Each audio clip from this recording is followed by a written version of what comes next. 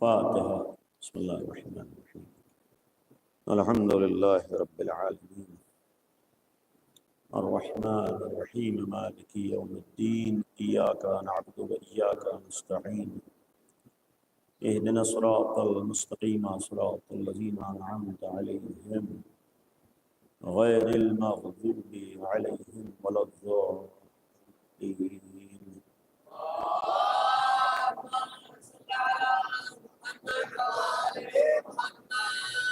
أعوذ بالله السميع العليم من الشيطان الرجيم. بسم الله الرحمن الرحيم. الحمد لله رب العالمين والصلاة والسلام على أشرف الأنبياء والمرسلين خاتم النبيين رحمة للعالمين أبي القاسم محمد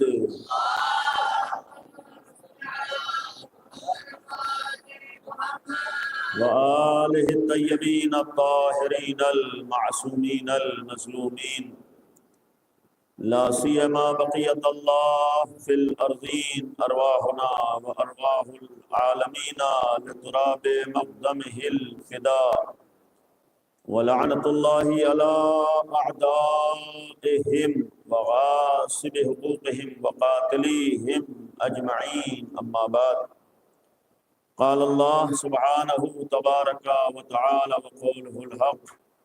بسم الله الرحمن الرحيم. الله ولي الذين آمنوا يخرجهم من الظلمات إلى النور والذين كفروا أولياؤهم الطاغوت يخرجونهم من النور إلى الظلمات أولئك أصحاب النار هم فيها خالدون.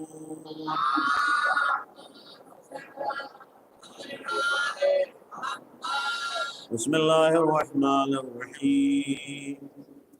اللهم كل وليك الحجة ابن الحسن صلواتك عليه وعلى آبائه في هذه الساعة وفي كل ساعة وليا وحافظا وقائدا وناصرا ودليلا وعينا حتى تسكنه أرضك طوعا وتمتعه فيها طويلا. صل على قرآن کریم کے سورہ بقرہ کی آیت 257. اللہ ولی الذین آمنوا، اللہ مومنوں کا ولی ہے، صاحبان ایمان کا مولا ہے، اور یخرجہم من الظلمات الی النور، وہ اللہ جو لوگ اس کو ولی مانتے ہیں اور جو اس کی ولایت کو تسلیم کر لیتے ہیں، انہیں تاریکی سے، اندھیرے سے، ظلمت سے نور کی طرف لے کر جاتا ہے. لیکن والذین کفروا، جو لوگ کفر اختیار کرتے ہیں، اللہ کی ولایت کا انکار کرتے ہیں، اللہ کی ولایت کو نہیں مانتے ہیں، تو اولیاءہم الطاغوت، تو ان کے اولیاء طاغوت ہوتے ہیں. اور طاغوت کا کام یہ ہوتا ہے، یہ طاغوتی ولایت کا اثر یہ ہوتا ہے، یخرجونہم من النور الی الظلمات، یہ لوگ اپنے مولائیوں کو نور سے ظلمت کی طرف لے کر جاتے ہیں. اور پھر اولئک فی ضلال مبین، یہ لوگ کھلی ہوئی گمراہی میں ہیں، ہم فیہا خالدون، اور اسی میں رہنے والے ہیں. اس آیت کے ذیل میں کل تک جو بات پہنچی تھی نظام ولایت کے حوالے سے کہ دو نظام ہیں، دو راستے ہیں، اور ایک الہی نظام ہے، خدائی نظام ہے، خدائی راستہ ہے، خدائی ولایت ہے، اور پھر دوسرا مقابل میں شیطانی نظام ہے، طاغوتی نظام ہے، گمراہی کا راستہ ہے، ضلالت کا راستہ ہے، غلط۔ اور جب سے دنیا قائم ہوئی ہے یہ دونوں راستے موجود ہیں۔ ایک الہی راستہ ہے حق والوں کا، اور دوسرا طاغوتی راستہ ہے باطل لوگوں کا۔ کچھ لوگ حق کے راستے پر چلنے والے ہیں، کچھ لوگ باطل کے راستے پر چلنے والے ہیں۔ جو لوگ حق کے راستے پر چلنے والے ہیں وہ الہی ولایت کے ماننے والے ہیں، وہ الہی ولایت کے پیروکار ہیں، اور جو لوگ طاغوتی ولایت، شیطانی ولایت کے ماننے والے ہیں وہ گمراہی کے راستے پر ہیں اور غلط راستے پر ہیں۔ اور انہی دونوں ولایتوں کے ماننے والوں کے اثرات بھی ہیں۔ خود دونوں ولایتوں کے اثرات ہیں کہ اگر آج انشاءاللہ وقت رہا تو ان دونوں ولایتوں کے اثرات کو بھی کسی حد تک بیان کرنے کی کوشش ہوگی کہ اگر کوئی اللہ کی ولایت کو یعنی الہی ولایت کو، خدائی ولایت کو مانتا ہے تو اس کا اثر کیا ہوتا ہے، اور اگر کوئی شیطانی ولایت کو مانتا ہے، طاغوتی ولایت کو مانتا ہے، اس کا اثر کیا ہوتا ہے۔ یا یہ کہا جائے کہ جو لوگ الہی نظام کے پیروکار بن جاتے ہیں تو اس کا اثر کیا ہوتا ہے، اور جو طاغوتی نظام کا پیروکار بن جاتا ہے اس کا اثر کیا ہوتا ہے۔ کل میں نے عرض کیا تھا کہ کسی حد تک بچوں کے لیے ولایت کے معنی کیا ہے، اس لیے کہ ہم لوگ ولایت سنتے بہت ہیں، ولایت ہمارے ہاں بہت زیادہ تذکرہ ہے، اور الحمدللہ ہم لوگ مولائی ہیں اور ہماری پہچان بھی ولایت کے ذریعے سے ہے۔ لہذا کم از کم کسی حد تک صحیح آسان معنی میں ہم کو ولایت کا کچھ نہ کچھ مفہوم پتہ ہو، ولایت کے کچھ معنی پتہ ہو، ولایت کے سلسلے میں ہمیں کچھ نہ کچھ ایک تصور ذہن میں ہو۔ اس لیے کہ بڑوں کے لیے بہرحال معلومات ہے، بزرگ جانتے ہیں، لیکن بچوں کے لیے عرض کر رہا ہوں کہ ہمارے یہاں اتنا زیادہ جو کہتے ہیں مولا علی یا مولا حسین، یہ سب ہمارے مولا ہیں، چونکہ سب سے پہلا مولا اللہ ہے، پھر رسول اللہ مولا ہیں، پھر اہل بیت مولا ہیں۔ تو ان کے مولا ہونے کے معنی کیا ہے، ان کے مولا ہونے کا مفہوم کیا ہے؟ اس سے قبل عرض کروں کہ ہمارے ہاں خود یہ لفظ ولایت پر بھی ہم توجہ دیں۔ دو لفظ ہیں، ایک ولایت ہے، ایک ولایت ہے، یعنی یہ دونوں جملے ہیں، ایک ولایت ہے زبر کے ساتھ اور ایک ہے ولایت، اور یہ دونوں جملے استعمال ہوتے ہیں۔ معمولاً جو ہمارے یہاں کتابوں میں لغت میں ولایت کے معنی جو استعمال ہوئے ہیں یعنی زبر کے ساتھ، وہ محبت کے معنی میں ہے، نصرت کے معنی میں ہے، اور کسی کے قریب ہو جانے کے معنی ہے۔ یعنی جو معمولاً مولا دونوں سے مولا ہو سکتا ہے، ولایت سے بھی مولا ہو سکتا ہے اور ولایت سے بھی مولا ہو سکتا ہے۔ تو ولایت کے معنی محبت و قرابت کے ہیں، نصرت کے ہیں، کسی کی مدد کر دینا، قرابت داری، یہ سب معنی میں ولایت ہے۔ لیکن جو ولایت ہے اس کے معنی حاکمیت کے ہیں، یعنی کسی کا حاکم ہو جانا، کسی کا سرپرست ہو جانا، کسی کا صاحب اختیار ہو جانا۔ تو ہمارے ہاں جو ولایت کی بحث ہے یا ولایت کا مطلب ہے، تو پہلا ولایت کے معنی یہ ہے کہ یعنی کوئی ہمارا حاکم ہے، کوئی ہمارا سرپرست ہے، کوئی ہمارا آقا ہے، یعنی جس کے ہم کو احکام کو ماننا ہے، جس کی باتوں کو ماننا ہے، جس کی ہر بات کے آگے سر کو جھکا دینا ہے۔ اور ہم لوگ اس کے لیے ایک لفظ استعمال کرتے ہیں، اس کو ہم لوگ توجہ دیں، اس معنی کی جانب متوجہ رہیں کہ ہمارے یہاں ولایت کے معنی جیسے غدیر میں مولا بنایا گیا، تو وہاں مولا کے لیے ایک لفظ استعمال کرتے ہیں اولا بالتصرف۔ اولا بالتصرف یہ ہمارے ہاں یعنی ولایت کے معنی اولا بالتصرف کے۔ اولا بالتصرف کا ایک آسان زبان میں معنی یہ مفہوم یہ ہے کہ جو ہمارے اوپر ہم سے زیادہ اختیار رکھتا ہو، یعنی جس کو ہم سے زیادہ ہمارے اوپر اختیار رکھتا ہو وہ مولا کہلاتا ہے۔ یعنی اگر امیر المومنین ہے تو وہ ہمارے اوپر اولا بالتصرف ہے، یعنی خود ہم کو اپنے اوپر اختیار نہیں ہے بلکہ ہمارے اوپر مولا علی کو اختیار ہے۔ اسی کو کہا جاتا ہے کہ واقعاً اگر حقیقی معنی میں ولایت ہے تو اسی معنی کہ اپنے اوپر اس کو حاکم قرار دے دینا۔ اور پھر اسی لیے ولایت کی جو بات تھی اشارتاً عرض کیا تھا کہ ولایت کا تعلق دل سے ہوتا ہے، یعنی دل سے مولا ماننا ہوتا ہے۔ دل سے مولا ماننے کے یہاں معنی یہ ہے کہ اپنا دل مولا کے حوالے کر دینا، یعنی اپنے دل کو مولا کے حوالے کر دینا۔ یعنی اس کے معنی ہے کہ ہم یہ نہیں دیکھیں گے کہ ہمارا دل کیا چاہتا ہے، بلکہ ولایت کے معنی یہ ہوں گے کہ یہ دیکھیں گے مولا کیا چاہتے ہیں۔ ولایت کو اپنے مولا کے تسلیم کرنے کے معنی یہ ہے کہ ہم کو یہ نہیں دیکھنا ہے کہ ہماری پسند کیا ہے، ہم کو یہ دیکھنا ہے کہ مولا کی پسند کیا ہے۔ یعنی اسی کو کہا جاتا ہے دل پر حاکم قرار دینا، اپنے دل پر کسی کو مولا ماننا۔ اولا بالتصرف یعنی ہمارے اوپر کسی کو ہم سے زیادہ اولویت حاصل ہے، ہم سے زیادہ اختیار حاصل ہے۔ اس لفظ کے طرف فرق کے ساتھ ساتھ یہ بھی ایک قابل توجہ ہے انشاءاللہ۔ بہرحال اہل مطالعہ لوگ ہیں، پڑھنے لکھنے والے لوگ ہیں، اسی ذیل میں چند الفاظ اور اصطلاحیں ہمارے ذہنوں میں رہے۔ جب بھی ولایت کی بحث آتی ہے تو دو طرح کی ولایت ہے، دو قسمیں ہیں ولایت کی بیان کی گئی ہیں، ایک ولایت تشریعی ہے اور ایک ولایت تکوینی ہے۔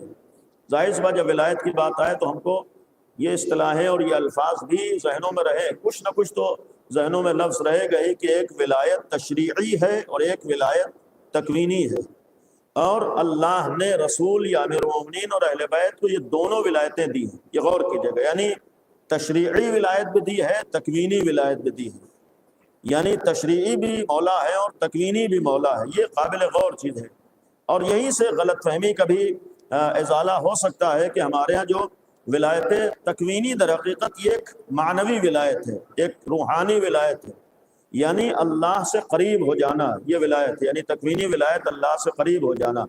اور پھر تشریعی ولایت کے معنی یہ ہوتا ہے کہ قانونی حیثیت کسی کو حاصل ہو جائے، قانونی اعتبار سے کوئی صاحب اختیار بنا دیا جائے، اس کو کہتے ہیں ولایت تشریعی، یعنی جہاں پر قانون گزاری، قانون بنانا، ایک قانون داں، قانون پر عمل کرنے والا یا قانون پر عمل کروانے والا، یہ سارے معنی ہو سکتے ہیں۔ لیکن ایک جو اصل میں نے جو جملے عرض کیے کہ ولایت تکوینی، ولایت تشریعی، یہاں پر ایک قابل غور چیز یہ ہے کہ اگر کسی کے پاس ولایت تشریعی ہو تو اس کو کسی دوسرے کو بھی دیا جا سکتا ہے اور کسی سے یہ ولایت چھینی بھی جا سکتی ہے۔ یعنی اگر کوئی تشریعی اعتبار سے مولا ہو تو ہو سکتا ہے اس کی ولایت ختم ہو جائے اور غصب ہو جائے اور لے لی جائے، لیکن ولایت تکوینی نہ تو کسی سے لی جا سکتی ہے، نہ غصب کی جا سکتی ہے، نہ کسی کو دی جا سکتی ہے۔ یہ غور کیجئے گا، یعنی ولایت تکوینی کے معنی یہ ہے کہ وہ غصب کے لائق نہیں ہے، یعنی چھینی نہیں جا سکتی ہے، کسی سے لی نہیں جا سکتی، نہ کسی کوئی اگر ولایت رکھتا ہے تو اپنی ولایت دوسرے کو دے دے، یہ نہیں ہو سکتا۔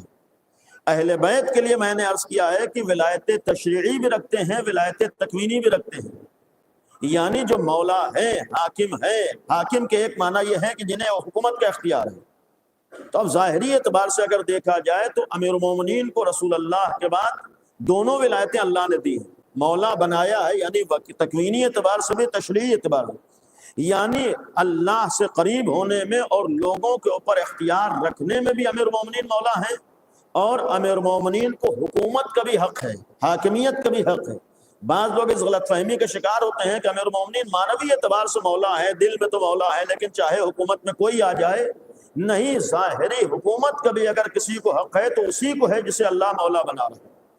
کرسی پر آنے کا حق اسی کو ہے جسے اللہ نے مولا بنایا، اقتدار کا حق اسی کو ہے جسے اللہ نے مولا بنایا ہے، اور اسی وجہ سے رسول اللہ نے اپنے بات کے لیے امیر المومنین کو حاکم بھی بنایا ہے، صاحب اختیار بھی بنایا ہے۔ اسی لیے جو ہم لوگ کہتے ہیں کہ ایک اعتبار سے امیر المومنین کا حق کوئی نہیں لے سکتا، وہ ہے ولایت تکوینی، لیکن جو امیر المومنین کی جگہ پر غاصبین آئے، یہ ولایت تشریعی ہے، یعنی امیر المومنین کو حکومت کا بھی حق تھا، امیر المومنین کو حاکمیت کا بھی حق تھا، مولائے کائنات ہی رسول اللہ کے بعد حاکم بننے کے لائق تھے، یعنی اللہ نے جو قدیر میں مولائے کائنات کی ولایت کا اعلان کروایا ہے، اس کے معنی یہ ہے کہ جیسے رسول اللہ معنوی اعتبار سے مولا ہے ویسی ظاہری اعتبار سے مولا ہے، یعنی جیسے رسول کی حکومت ہے ویسے ہی رسول اللہ کے بعد امیر المومنین کی حکومت ہوگی، یعنی امام علی کے ہوتے ہوئے کسی کو نہ معنوی اعتبار سے حکومت کا حق ہو سکتا ہے، نہ ظاہری اعتبار سے حکومت کا حق ہو سکتا ہے۔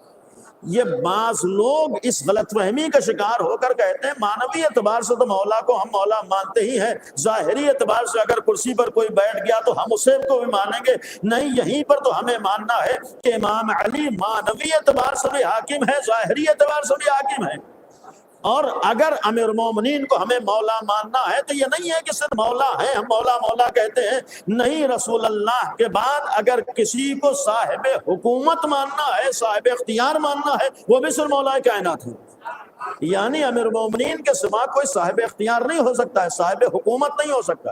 اسی لیے جو ہم لوگ کہتے ہیں کہ امیر المومنین کا حق غصب کیا ہے، تو ولایت تکوینی کو تو کوئی غصب نہیں کر سکتا ہے، لیکن ولایت تشریعی کی منزل میں آ کر حق غصب ہوا ہے، یعنی یہ جو مولائے کائنات کا حق غصب ہوا ہے، اللہ نے جو ولایت، اسی لیے بعض لوگ لفظوں میں الجھا کر کہتے ہیں کہ امیر المومنین کا نقصان کیا ہوا، نہیں، ظاہری اعتبار سے امیر المومنین کا نقصان ہے، یعنی جو حق مولائے کائنات کا تھا حکومت کرنے کا وہ لیا گیا، یعنی جس کرسی اقتدار کے اوپر امیر المومنین کو بیٹھنا تھا اس کی جگہ پر دوسروں کو بٹھایا گیا، تو یہاں بھی امیر المومنین کا حق ہوا۔ تو یہ ولایت کی ہمارے ہاں الفاظ ہیں، البتہ جا کر اس میں مطالعہ کریں، لیکن کل جہاں پر بات چھوڑی تھی وہ تھی ولایت کے معنی اور ولایت کا مفہوم۔ غور کیجئے گا ہمارے ہاں کتابوں میں ولایت کے سلسلے میں تقریباً 21 معنی بیان ہیں، یعنی عربی میں جو الفاظ ہیں، کبھی کبھی عربی میں ایک ایک لفظ کے بہت سے معنی ہیں، یعنی ایک لفظ ہے اس کے بہت سے معنی ہیں، اور یہ توجہ رہے کہ عربی کا مطلب یہ ہے کہ اگر ایک ہی لفظ کے کئی معنی ہیں تو ایسا نہیں ہو سکتا ہے کہ سب کا مطلب ایک ہو۔ اگر ایک لفظ کے 2 معنی بھی ہیں تو ضرور بالضرور ان دونوں میں کوئی نہ کوئی فرق ضرور پایا جاتا ہے۔ اگر 21 معنی ہے تو ہر معنی کا فرق الگ الگ ہے۔ تو ولایت کے بہت سے معنی ہیں، مولا کے معنی بہت سے ہیں، اسی میں آج 1400 سال سے بحث ہوتی ہے۔ دوست بنایا ہے اور ساتھی بنایا ہے اور ہمدرد بنایا ہے اور ناصر بنایا ہے، مددگار نے بھائی، یہ سب معنی ہیں، اس سے انکار نہیں ہے۔ یعنی ولایت کے معنی دوستی کے بھی ہیں، کوئی مولا ہو تو دوست بھی ہوتا ہے، کوئی مولا ہو تو ناصر بھی ہوتا ہے، کوئی مولا ہو تو اس سے قرابت داری بھی ہوتی ہے۔ لیکن اسی کے ساتھ ساتھ مولا کے معنی حاکم کے بھی ہوتے ہیں، مولا کے معنی صاحب اختیار کے بھی ہوتے ہیں، مولا کے معنی سرپرست کے بھی ہوتے ہیں۔ مولا کے معنی یعنی جسے ولایت دی جائے وہ اولا بالتصرف کے معنی۔ تو اصل بحث ہمارے ہاں مولا کے حاکمیت کے معنی ہے، یعنی غدیر میں جو اللہ نے امیر المومنین کی ولایت کا اعلان کروایا ہے وہاں پر امام علی کے حاکمیت کا اعلان کروایا ہے، امیر المومنین کے اقتدار کا اعلان کروایا ہے، امیر المومنین کی سرپرستی کا اعلان کروایا ہے، امیر المومنین کے اولا بتصرف ہونے کا اعلان کروایا ہے۔ یعنی یہ جو کہا تھا من کنت مولا ہو فہذا علی مولا، اس کے معنی یہ ہے کہ جیسے میں تم لوگوں کے اوپر تم سے زیادہ حق رکھتا ہوں ویسے ہی علی ابن ابی طالب بھی تمہارے اوپر تم سے زیادہ حق رکھتے ہیں، جیسے میں تمہارا حاکم و سرپرست ہوں ویسے ہی علی ابن ابی طالب بھی تمہارے حاکم و سرپرست ہیں۔ یعنی غدیر میں ولایت کے معنی یہ تھے۔ اب اگر ہم قرآن کے ماننے والے ہیں، آسان الفاظ میں عرض کروں گا، اگر ہم قرآن کے ماننے والے ہیں، اگر ہم رسول اللہ کے ماننے والے ہیں، تو جیسے ہم نے رسول اللہ کو اپنا حاکم مانا ہے، آقا مانا ہے، سرپرست مانا ہے، ویسے ہی رسول اللہ کی بات پر عمل کرتے ہوئے امام علی کو بھی آقا اور سرپرست ماننا ہے۔ یعنی اگر ہم رسول اللہ والے ہیں، قرآن والے ہیں، اللہ والے ہیں، تو ہمیں رسول اللہ کے بعد ویسے ہی امام علی کو ماننا ہے جیسے رسول اللہ کو مانا ہے۔ یہ غور کیجئے گا۔ اور پھر یہیں پر سال گزشتہ میں نے ایک بات عرض کی تھی کہ ولایت کے ایک معنی یہ بھی ہوتے ہیں کہ اگر حاکم مانا ہے تو جو حکم دے اگر ہم اسے مانے تب تو ہم نے اس کی ولایت کو تسلیم کیا ہے، لیکن اگر اس کے حکم کو نہ مانے تو گویا ہم نے ولایت کو نہیں مانا ہے۔ یہی وجہ ہے کہ اگر بعض ذہنوں میں ہو شیطان کی سب سے بڑی مجبوری یہ تھی یا شیطان کی سب سے بڑی کمی یہ تھی کہ وہ اللہ کو تو مان رہا تھا لیکن اللہ کی ولایت کو نہیں مان رہا تھا۔ یعنی اگر ولایت کے معنی حاکمیت کے ہیں تو اس کے معنی یہ ہے کہ جو اللہ حکم دے اسے سر جھکا کر مان لینا ہے۔ شیطان کے ساتھ کمی یہ تھی، صلوات پڑھیے بر محمد و آل محمد۔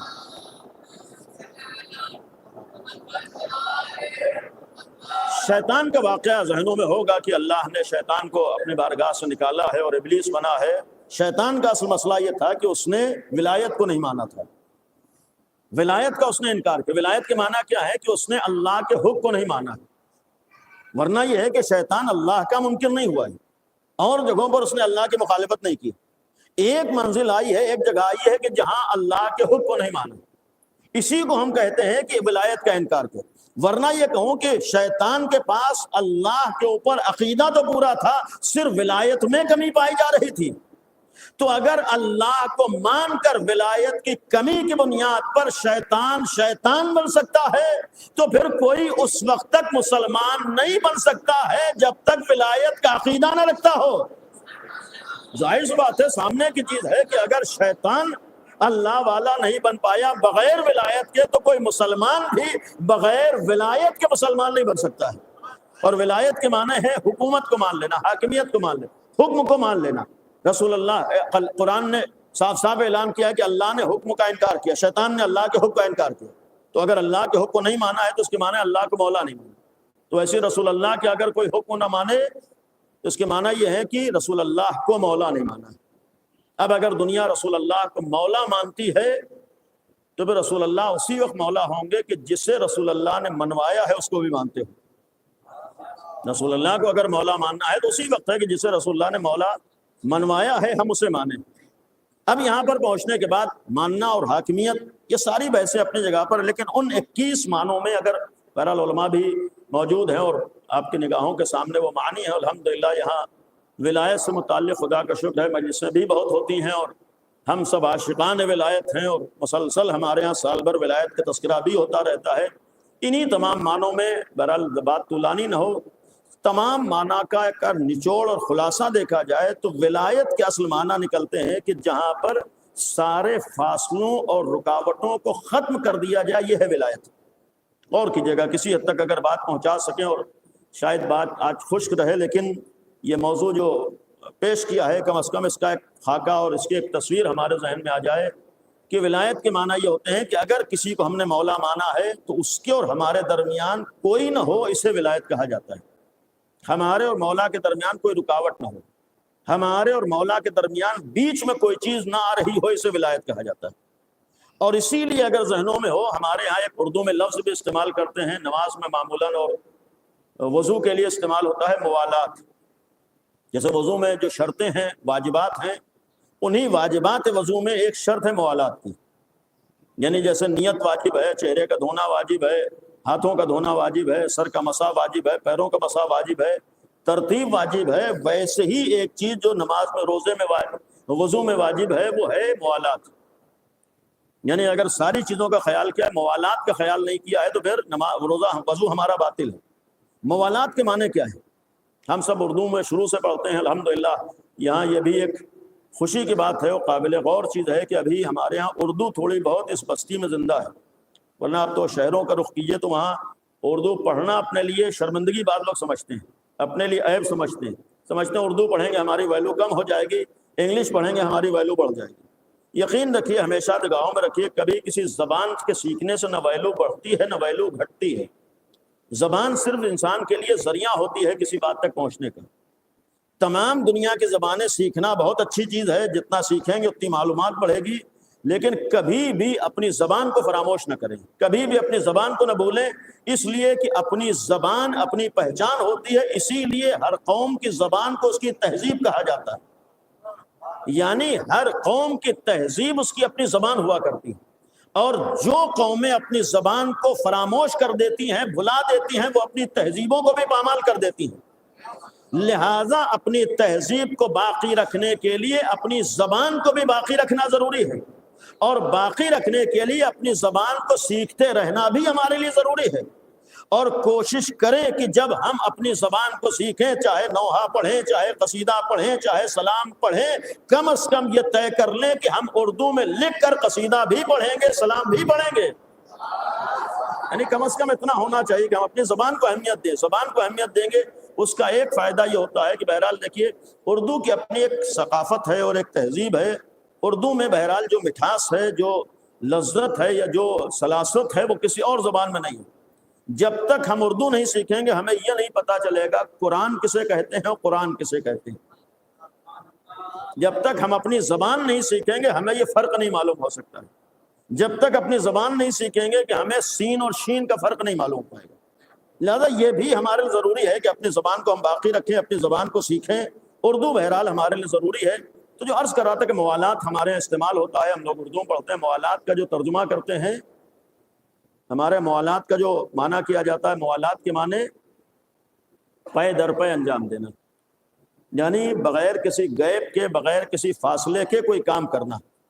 یعنی وضو میں جو ہمارے موالات کہتے ہیں، یعنی چہرہ دھویا ہے اس کے بعد فوراً ہاتھ دھوئیں، بیچ میں فاصلہ نہ ہو، اس کے بعد پھر پہلے دائنا ہاتھ، پھر بایاں ہاتھ، پھر سر کا مسح، یعنی بیچ میں گیپ و فاصلہ نہ ہو۔ یہ نہیں ہو سکتا ہے کہ مثال کے طور ہم نے چہرہ دھویا، پھر فون آ گیا، بات کرنے لگے، اب تھوڑی دیر کے بعد ہم ہاتھ دھوئیں تو یہ موالات ختم ہو گیا، وضو ہمارا باطل ہے۔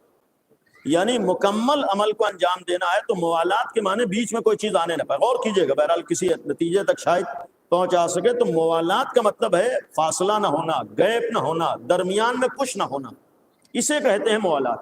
اسی موالات سے نکلا ہے ولایت۔ تمام ولایت کے معنوں، ولی کے معنوں کا نچوڑ و خلاصہ یہ ولی وہاں کہا جاتا ہے جہاں درمیان میں ساری رکاوٹیں ختم کر لی جائیں، اور جب ولایت اپنے کمال تک پہنچتی ہے تو وہاں صرف افراد درمیان میں نہیں ہوتے ہیں. اسی لیے ہمارے ہاں مولا کے لیے خلیفہ بلا فصل کہا جاتا ہے. غور کیجئے گا، خلیفہ بلا فصل یعنی ہمارے اور امیر المومنین کی ولایت کے درمیان کوئی ایرا غیرہ نہیں آ سکتا ہے. یعنی کسی کی ولایت کو ہم تسلیم نہیں کر سکتے ہیں. اسی لیے اگر علی کا شیعہ اسے کہا جاتا ہے جو مولا علی کی ولایت کو مانتا ہے، تو صرف علی کو مولا ماننے والوں ہی کو شیعہ نہیں کہا جاتا ہے، بلکہ شیعہ اسے کہا جاتا ہے جو علی کے علاوہ کسی کو نہیں مانتا ہے.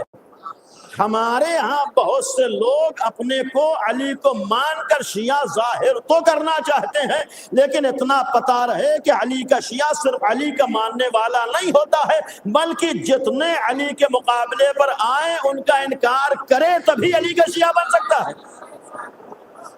یعنی کسی کو ولایت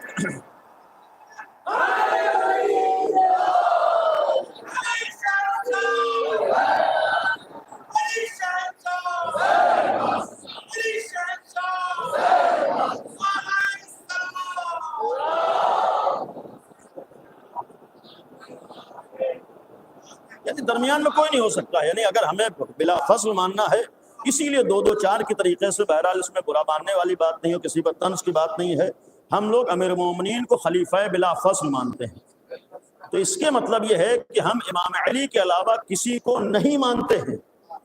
یعنی بعض لوگ بہرحال بعض موقعوں پر ناراض ہو جاتے ہیں، ناراضگی کا اظہار کرتے ہیں، اعتراضات ہو، تو بھائی دو دو چار کے طریقے شیعہ کے معنی یہ ہے کہ جو علی کو مانتا ہے اور علی کے علاوہ کسی کو نہیں مانتا ہے.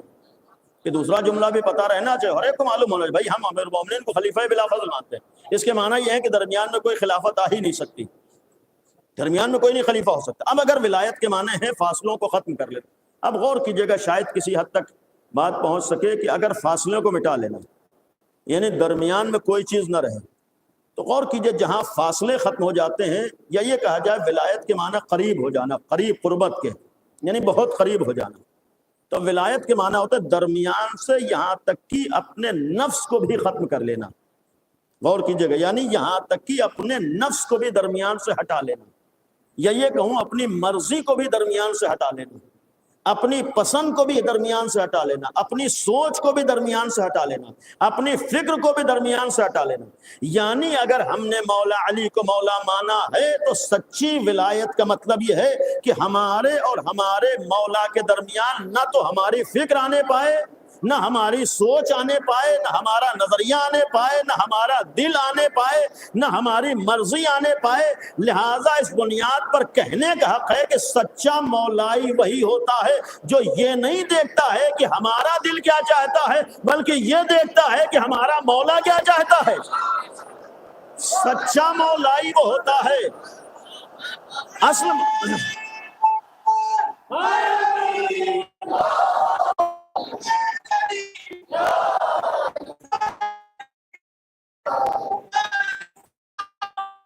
اللہ سے قریب ہے تو اس کی محبت ہمارے پر واجب.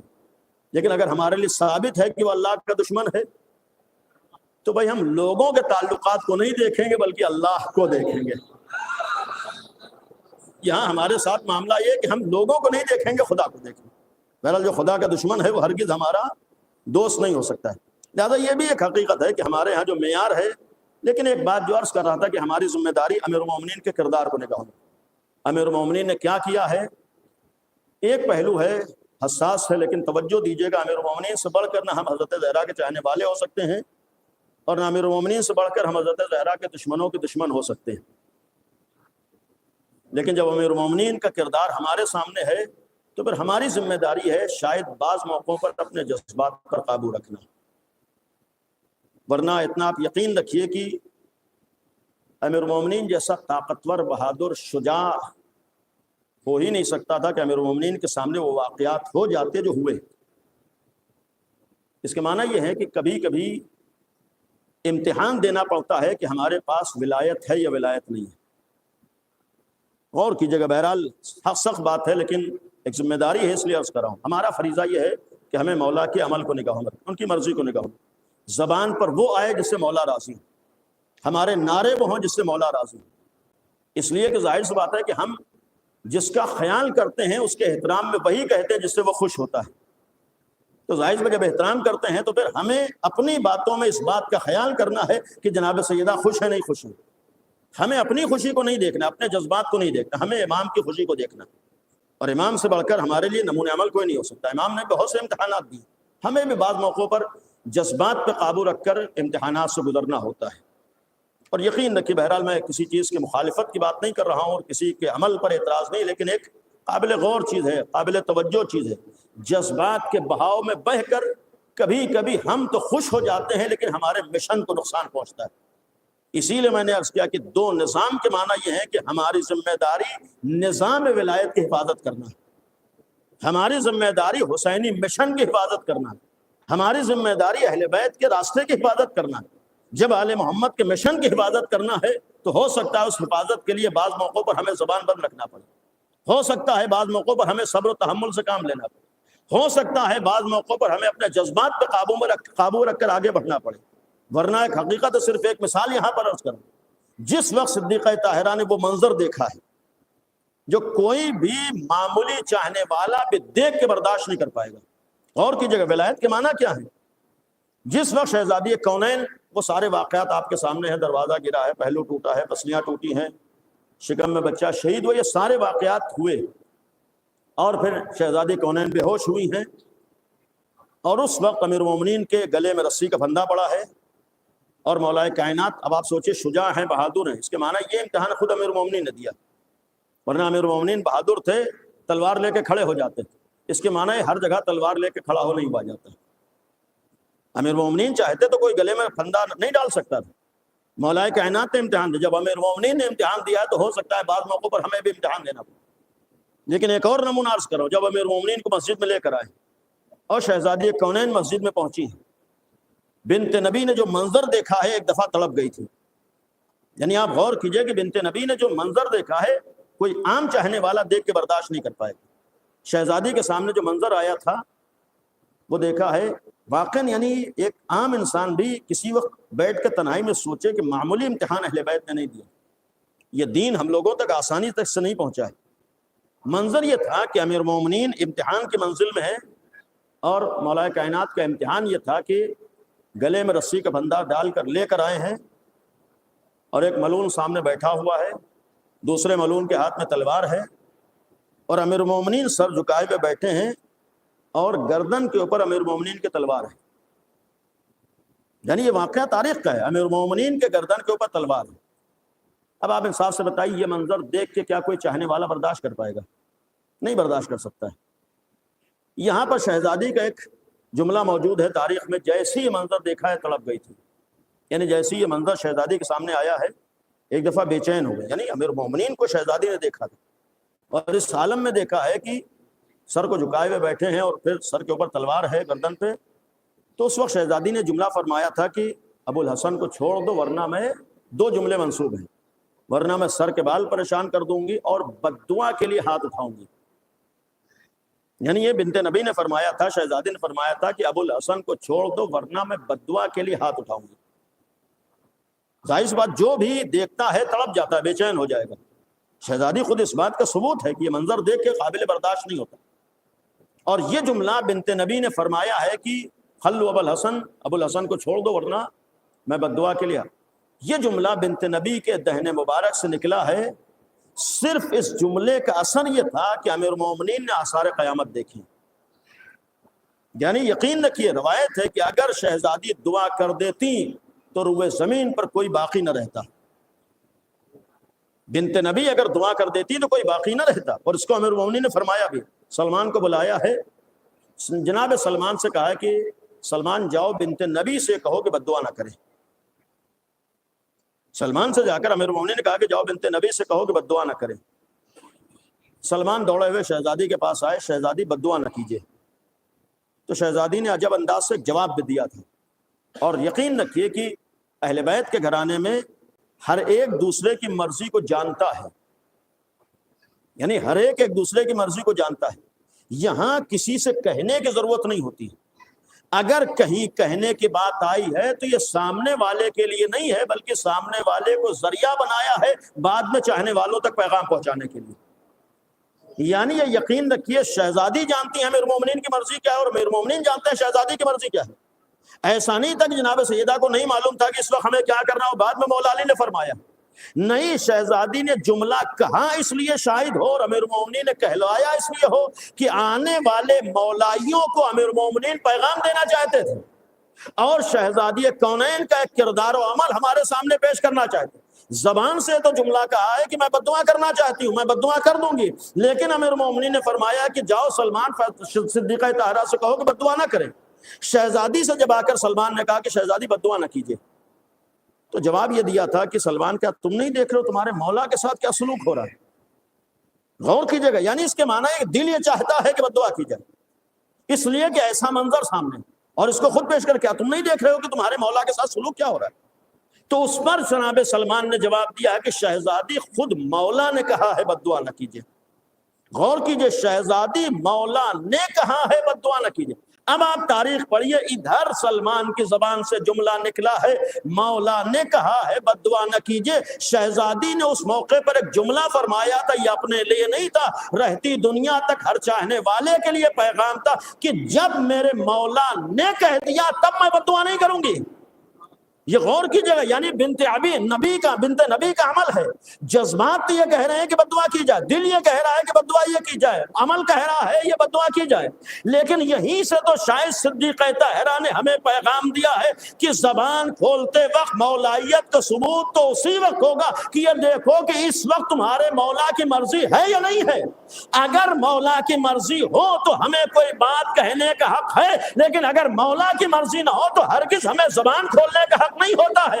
لہٰذا حالات بدل سکتے ہیں، موقع محل بدل سکتا ہے، ضروری نہیں ہے کہ جو چیز ہمارے لیے مصلح پر واجب ہو وہی چیز مدعے کے سامنے واجب ہو، ضروری نہیں ہے کہ جو چیز گھر میں واجب ہو وہی میڈیا کے اوپر ہمارے سامنے واجب ہو۔ اس لیے کہ جب دشمن ولایت اس طاق میں ہے کہ ہمیں فساد پھیلانے کا کوئی موقع ملے تو سچا مولائی کہا ہی اسے جاتا ہے جو کسی فسادی کو فساد پھیلانے کا موقع نہ دے رہا ہو۔ بھائی اس وقت دشمنان علی تو اس فکر میں ہے کیسے انہیں فساد پھیلانے کا موقع ملے، ولایت کا دشمن تو اس تلاش میں ہے کہ کیسے ہمیں کوئی بہانہ ملے اور سماج میں ہم فساد پھیلائیں۔ تو ہماری دوہری ذمہ داری ولایت کی حفاظت بھی کرنا ہے اور کسی دشمن ولایت کو فساد پھیلانے کا موقع نہیں دینا۔ اگر دونوں مشن میں ہم کامیاب ہو گئے تب تو ہم نے ولایت کا ثبوت دیا، اور اس کے لیے جذبات پہ قابو رکھنا پڑے گا، اس کے لیے بہت سے موقعوں پر تحمل کرنا پڑے گا، اس کے لیے بہت سے موقعوں پر امتحانات سے گزرنا پڑے گا۔ اور یہ ظہور کی تمنا اور ثواب کی اہمیت یہیں پہ سمجھ میں آتی ہے کہ ظہور کی تمنا اس لیے کیجئے کہ جو دل میں بہت سی بھڑاس ہے جو آپ مصلحتوں کی بنیاد پر نکال نہیں پا رہے ہیں، دعا کیجئے کہ ولی آخر آئے تاکہ ہم اپنے دلوں کی صحیح بھڑاس نکال سکیں۔ یعنی یہ بھی تاکہ برداشت کرتے رہے، احساس رہے کہ ایک موقع آئے گا جب جیسے چاہیں گے دشمنان خدا کو ہم بہرحال جو چاہیں گے کہہ سکیں گے، لیکن اس سے پہلے ہمیں امتحانات سے گزرنا ہے، جذبات پہ قابو رکھنا ہے۔ ہرگز میں کسی عمل کا مخالف نہیں ہوں، اتنا گزارش کرنا ہے کہ ہمیں مولا کی مرضی کو دیکھیں۔ اگر سچے مولائی ہیں تو کوئی بات کہیں تو یہ طے کر لیں کہ اس بات سے ہمارا مولا خوش ہو رہا ہے یا ہمارا دل خوش ہو رہا ہے۔ اگر مولا خوش ہیں تو ہم عمل انجام دیں، اور اگر مولا خوش نہیں ہے، یہی ہمارے مراجع کی تاکید ہے۔ مراجع کی تاکید صرف یہ ہے کہ ہمیں مولا کی مرضی کا خیال رکھنا، اور مولا کی مرضی دو چیزوں میں ہے، دین کو بچانا ہے، شریعت کو بچانا ہے، نظام ولایت کو بچانا ہے، اور بچانے کے لیے دونوں کام کرنا ہے کہ ایسے بچانا ہے کہ اپنے مشن کی حفاظت بھی ہو رہی ہے اور دشمن اپنے مشن میں کامیاب بھی نہ ہو رہا۔ اور ختم کرتے ہوئے سوال یہ ہے کہ امیر المومنین نے تلوار کیوں نہیں اٹھائی؟ ورنہ مولائے کائنات کے سامنے یہ واقعہ ہو جائے نہیں ہو سکتا ہے۔ یعنی کسی وقت تنہائی میں بیٹھ کے سوچئے گا، ایک غیرت دار آدمی کے سامنے کوئی اس کی ناموس کے اوپر ہاتھ اٹھا لے نہیں ہو سکتا ہے۔ کسی غیرت دار کے سامنے اس کی ناموس کے اوپر کوئی ہاتھ اٹھا لے نہیں ہو سکتا ہے۔ ہم آپ کبھی سوچیے امیر المومنین جیسا غیرت دار ہو اور کوئی معمولی خاتون کے ساتھ سلوک نہیں ہوا ہے، جو کائنات کی افضل ترین خاتون ہے اس کے ساتھ یہ واقعہ رونما ہوا ہے، اور یہ مولا کی نگاہوں کے سامنے ہوا ہے، امیر المومنین کی نگاہوں کے سامنے ہوا ہے، امیر المومنین دیکھ رہے ہیں، آپ سن کے برداشت نہیں کر پاتے ہیں۔ کبھی سوچئے گا امیر المومنین نے واقعات دیکھیں، یہ معمولی منظر نہیں تھا کہ امیر المومنین کے سامنے بنت نبی در و دیوار کے درمیان پیس دی گئی ہیں، یہ معمولی امتحان نہیں تھا کہ امیر المومنین کے سامنے صدیقہ طاہرہ کا پہلو توڑ دیا گیا ہے، یہ معمولی واقعہ نہیں ہوا ہے کہ امیر المومنین کے سامنے صدیقہ طاہرہ کا بازو توڑ دیا گیا ہے۔ کسی وقت بیٹھ کے سوچئے، امیر المومنین باپ ہیں، باپ کے سامنے ماں کے شکم میں اس کے بچے کو شہید کر دیا گیا ہے، کیا دنیا کا کوئی انسان برداشت کر سکتا؟ ہرگز نہیں برداشت کر سکتا۔ اور پھر ایسا نہیں ہے کہ امیر المومنین کے پاس طاقت نہیں تھی، بہادری نہیں تھی، شجاعت نہیں تھی، امیر المومنین کے پاس شجاعت و بہادری تھی۔ تو پھر سوال ہے کہ اگر شجاعت و بہادری تھی تو کیوں تلوار نہیں اٹھایا ہے؟ جبکہ ایک روایت یہ بھی ہے کہ امیر المومنین نے تلوار اٹھائی ہے، یہ دنیا والوں کو دکھانے کے لیے، دنیا یہ نہ سمجھے کہ علی مجبور تھے۔ امیر المومنین نے ہرگز نہ تو مجبوری کا مظاہرہ کیا ہے، مصلحت خدا کو نگاہوں میں رکھا، ورنہ تلوار اٹھائی ہے، جو آگے ہے اس کو امیر المومنین نے گرایا ہے، اس کے سینے پہ سوار ہوئے، لیکن یہ کہہ کے اتر آئے تھے، گویا مفہوم یہ تھا میرے سامنے دو راستے ہیں، یا تو میں تلوار اٹھا کر آنے والے لوگوں کی گردن اتار دوں، یا تو صبر و تحمل کرتے ہوئے اپنے مشن کی حفاظت کر دوں۔ امیر المومنین نے صبر و تحمل کا مظاہرہ کیا ہے، تلوار نہیں چلائی، اور دو وجہ تھی، غور کیجیے گا۔ امیر المومنین نے تلوار نہ اٹھانے کی وجہ جو غدیر میں ذمہ داری دی گئی تھی، اس ذمہ داری کو پورا کیا۔ ذمہ داری کیا ہے؟ دشمن اس لیے آیا ہے کہ امیر المومنین تلوار اٹھائیں اور ہمیں الہی مشن کو ختم کرنے کا موقع مل جائے۔ یعنی مولا کائنات نے دو کام کیے ہیں، اپنے صحیح اور حقیقی مشن کو بھی بچایا ہے، اور جس نیت سے باطل اور دشمن آیا تھا اس کو اس کے مشن میں کامیاب نہیں ہونے دیا ہے۔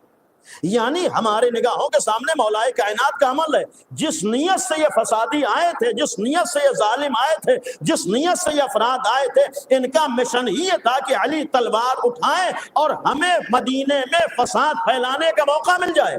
لہذا مولا کائنات نے تلوار نہ اٹھا کر حق کی بھی حفاظت کی ہے، اور دشمن کو اس کے مشن میں کامیاب ہونے نہیں دیا ہے۔ اس کے معنی یہ ہیں کہ حق بیانی اسے کہا جاتا ہے جہاں حق کو بھی پہنچایا جا رہا ہو، اور اس طریقے سے حق کو پہنچایا جائے کہ باطل کو اس کے مشن میں کامیابی کا موقع نہ ملے، اور یہ کام امیر المومنین نے کیا ہے۔ اسی کو ہمارے دو جملے کہتے ہیں، احقاق حق اور ابطال باطل، اور یہ کام امیر المومنین جیسی ذات، صدیقہ طاہرہ جیسی عظیم الشان خاتون کو دیکھ۔ یہ کربلا کے مصائب تو بعد میں ہیں، یہ امیر المومنین کی مصیبت معمولی مصیبت نہیں ہے۔ آج ہم یقیناً کربلا کے مصائب کے اوپر گریا کرتے ہیں، آنسو بہاتے ہیں، لیکن کربلا سے پہلے جو صدیقہ طاہرہ کا امتحان ہے، وہ آج ہم لوگ بعض موقعوں پر یقین رکھیے سارے مصائب کا ہمیں علم نہیں ہے۔ شہزادی کونین پہ جو مصیبتیں پڑی ہیں، یقیناً وہ سارے مصائب ہم لوگوں تک پہنچ نہیں سکے ہیں، اور جتنے پہنچے ہیں وہ بیان بھی نہیں ہو پاتے ہیں، ورنہ آسان امتحانات نہیں ہیں۔ امیر المومنین جیسا یہی چند جملوں پر غور کر لیجئے کہ کوئی سامنے کسی کے ساتھ ہاتھ اٹھا دے برداشت نہیں کر سکتا ہے۔ آج کوئی کسی گھر کی عورت کے اوپر ہاتھ اٹھا لے، گھر کا غیرت دار جوان کبھی برداشت نہیں کر پائے گا، لیکن امیر المومنین نے امتحان دیا ہے۔ ایک واقعہ آپ نے سنا ہوگا، اسی مکے کے حوالے سے ہے۔ ایک ایرانی جوان جوڑا تھا، حج کے لیے لوگ گئے اور خاتون حاملہ ہے، اور وہاں آپ نے دیکھا ہوگا، خدا کا شکر ہے تھوڑا بہت کمی آئی ہے۔ یہ ظاہراً کعبے کی طرف بڑھنا چاہتی تھی، تو ایک متوع نے اس خاتون کو دھکا دیا اور وہ گری، اور اسی وقت اس کے شکم میں اس کا بچہ ختم ہو گیا۔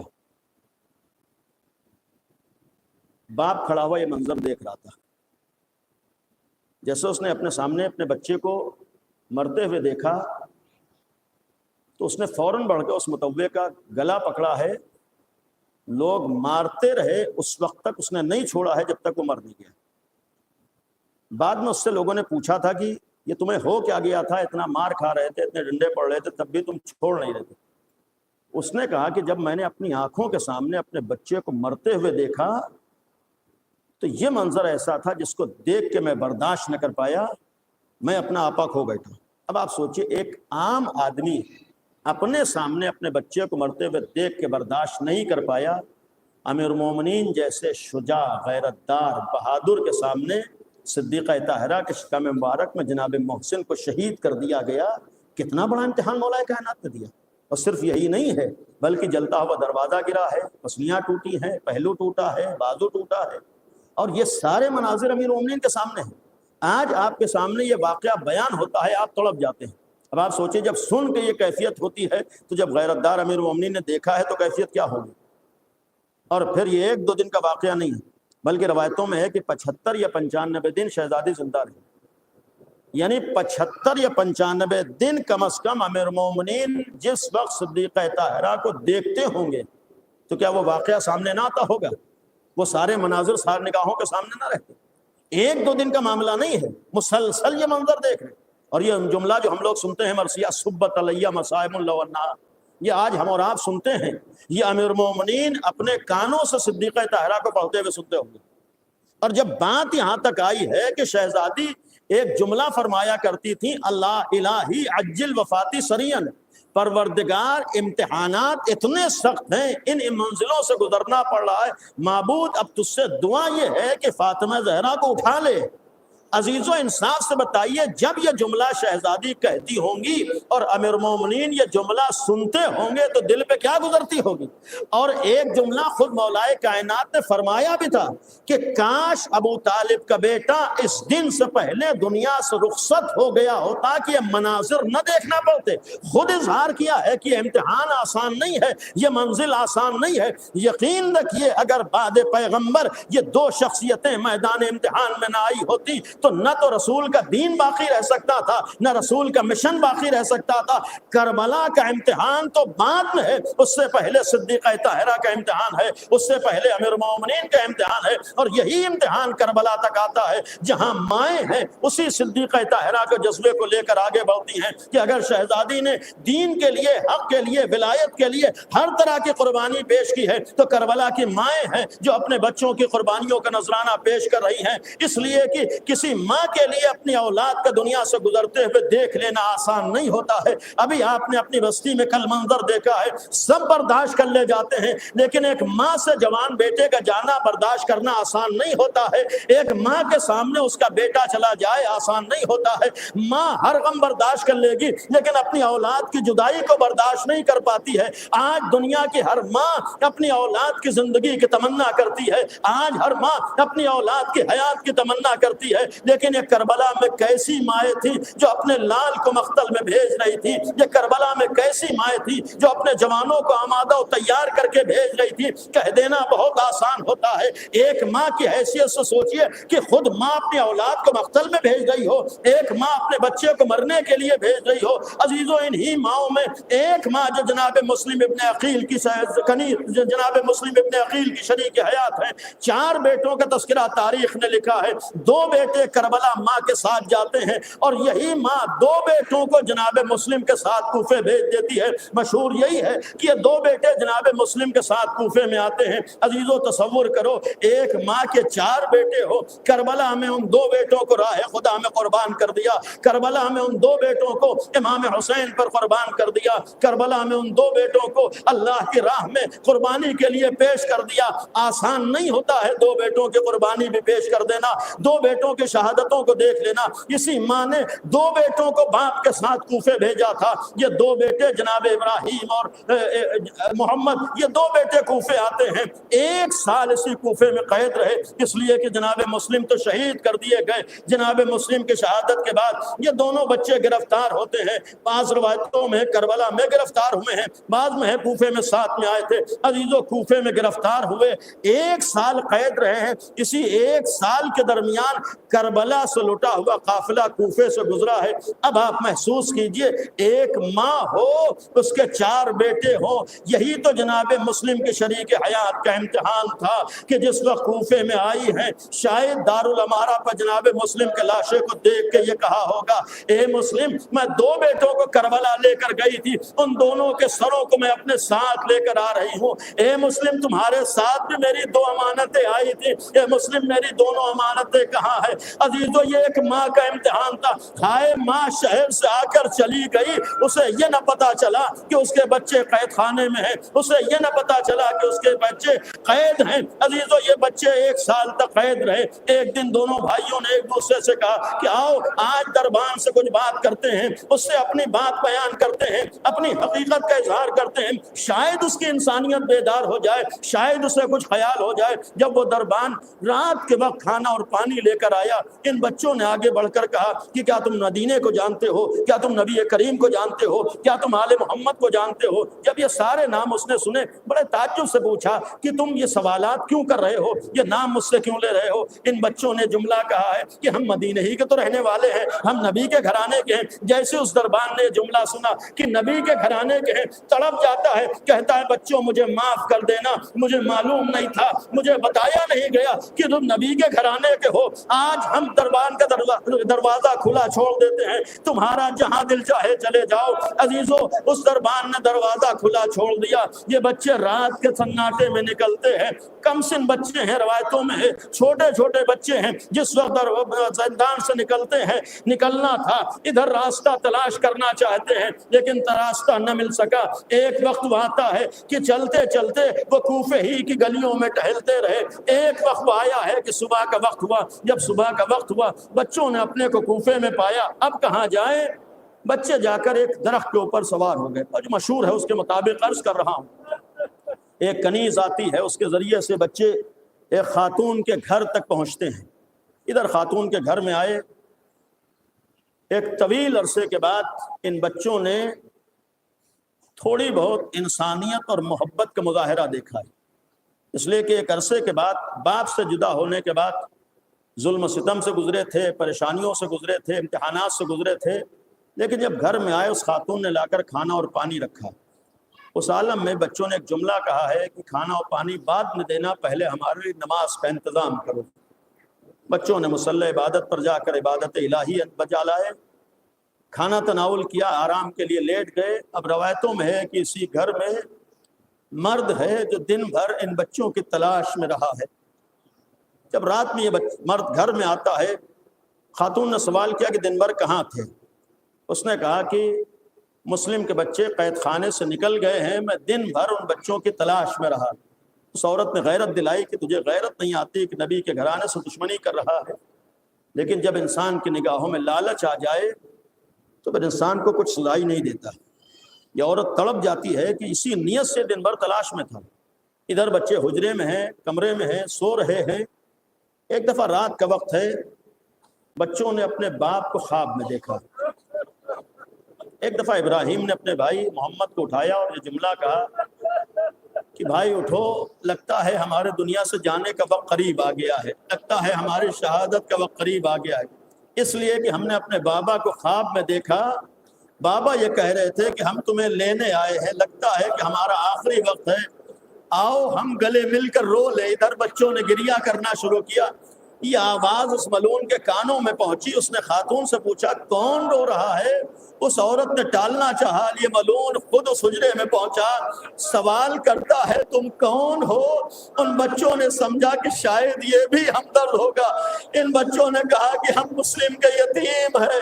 جیسے ہی جناب مسلم کا نام آیا، اس ملعون نے ایک زور سے سینی نقصان پر بدل اور یہ جملہ کہا میں تمہاری ہی تلاش میں دن بھر کوفے کی گلیوں میں ٹہلتا رہا اور تم ہمارے گھر میں موجود ہو۔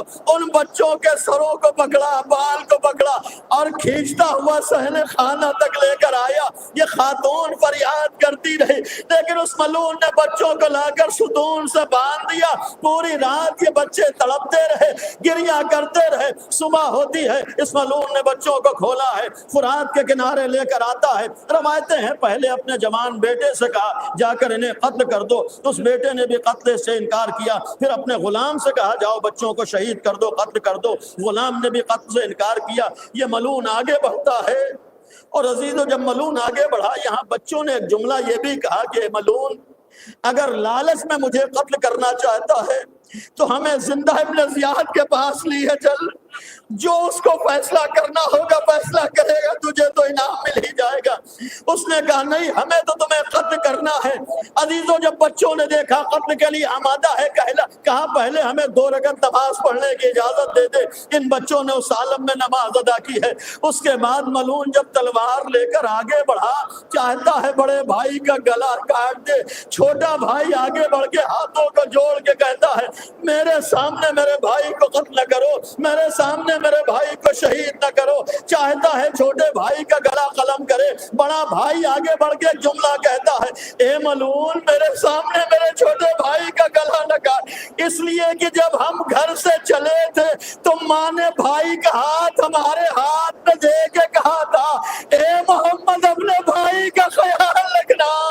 عزیزو، اس ملعون نے رحم نہ کیا، تلوار چلی، بڑے بھائی کا سر قلم ہوا، جسم کو فرات میں پھینکتا ہے۔ چھوٹے بھائی کا سر قلم کیا، جسم کو فرات میں پھینکا ہے۔ یہ دونوں لاشیں بغل گیر ہوئی، یہ دونوں چھوٹے چھوٹے سروں کو لے کر ابن زیاد ملعون کے دربار میں پہنچا۔ عزیزو، ذرا تصور کرو، ان بچوں کے سروں کو لے کر جب ابن زیاد کے سامنے آیا، ملعون ہے لیکن جیسے ہی چہروں پر نگاہ گئی، عجب جملہ کہا اے ظالم، تجھے ان بچوں پر رحم نہ آیا؟ تجھے ان چھوٹے چھوٹے معصوم بچوں پر رحم نہ آیا؟ تو نے ان بچوں پر بھی رحم نہ کیا؟ اس ملعون نے کہا ابن زیاد، بچے تو مجھ سے کہہ رہے تھے مجھے ابن زیاد کے پاس لیے چلو۔ عزیزو، ظالم تھا لیکن چھوٹے چھوٹے بچوں کے چہروں کو دیکھ کے تڑپ گیا، اور خود اس نے حکم دیا جب اسے بچوں پر رحم نہ آیا تو لے جاؤ اسے بھی فنار کر دو۔ عزیزو، انصاف سے بتاؤ، جب ایک ظالم کو 2 بچوں کے چہرے دیکھ کے رحم آ گیا ہو تو جس ماں نے پالا ہوگا، جس ماں کے یہ 2 کمسن بچے ہوں گے، ہائے اس ماں کے لیے کتنا بڑا امتحان تھا، جس ماں کے 4 بچے شہید ہو گئے۔ عزیزو، ان 4 بچوں کا شہید ہونا، یہی تو زوجہ مسلم نے کہا ہوگا ہمارے بچے قربان ہو جائیں، لیکن ہائے رباب کا لحال، اس لیے کہ بڑے بچوں کا قربان ہونا اور ہوتا ہے، لیکن 6 مہینے کا بچہ ہو، 3 بال کا تیر اس کے گلے پہ لگا دیا جائے، شاید ہر خاتون یہ کہتی ہو کہ اے رباب، ہمارے بچے تمہارے اصغر پر قربان جائے، ہمارا لال تمہارے لال اصغر پہ قربان جائے۔ ہائے رباب کا غم، کیسے اپنے 6 مہینے کے لال کو دیکھا ہوگا، کیسے شہادت کو برداشت